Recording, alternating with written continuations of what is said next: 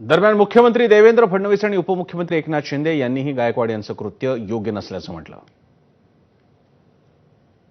काय आमदार निवासातल्या सोयी नीट नव्हत्या, भाजीला वास होता वगैरे, या सगळ्या गोष्टीची तक्रार करता येते, त्याच्यावर कारवाई केली पाहिजे. तो एक वेगळा मुद्दा आहे. त्याच्यावर मी आपल्याला विनंती करेन की आपण स्वतः लक्ष घालावं. आमदार निवासात जर काही अनियमितता असेल, तिथे काही घाण असेल, काही समजा चुकीच्या प्रकारच्या गोष्टी वापरल्या जात असतील तर स्वतंत्रपणे त्याची कारवाई झाली पाहिजे. पण अशा परिस्थितीमध्ये मारहाण करणं, लोकप्रतिनिधींनी मारहाण करणं आणि त्याच्या अशा प्रकारचे व्हिडिओ येणं लोकांमध्ये भावना चुकीची जाते. आपण कुठेतरी सत्तेचा गैरवापर करतो किंवा आपण सगळे आमदार म्हणून आपलं कंडक्ट योग्य नाही, अशा प्रकारचं लोकांमध्ये या संदर्भातली भावना जाते.